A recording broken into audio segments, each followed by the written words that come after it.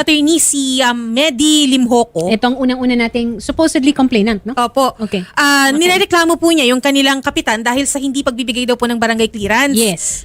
Si Ma'am Medi nagrereklamo kontra sa barangay captain. Opo. Pero nalaman natin habang iniimbestigahan itong kasong to na meron rin palang mga nagrereklamo kontra kay Ma'am Medi. Oo.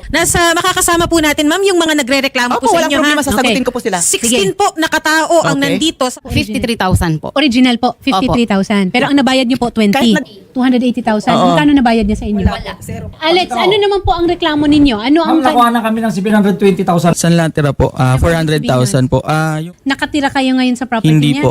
Ano naman ang kaso na Ano for siya, payment? nag-avail payment po na hindi siya nagbayad. Ano ang inavail ni Ma'am Medi? Lechonan po, manok.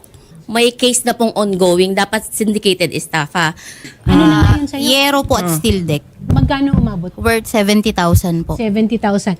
Sino ang, bakit ako may nakikita dito 2 million, 6 million? So meron ring 10 million. Sino si Vilma Baloloy ng Sweden? Oh. Sweden. Maraming taga Sweden. Dahil sa'yo, nagkakutang-utang kami dahil sa'yo. Ay, tignan natin ang yabang mo. Didimanda rin kita sa cyber. Oo, subukan mo. Kukunin ko para ibinta ko pang bayad ko sa kanila dahil milyon yon.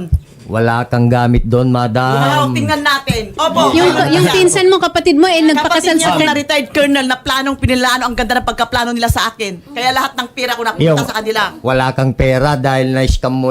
Ma'am, Hoy! yung mga Ang magulang galing ko sa Canada, matatanda na sila. Hoy! In-scam niya. Hoy! Yung nanay ko pumunta ng Sweden dahil ito nagpanggap na nanganak. Nanganak daw ng kambal at namatay daw. O, sasabi- Fit ito mga anak ka Oh, pa. ano Fit sasabi- ito mga anak ka Oh pa. my God.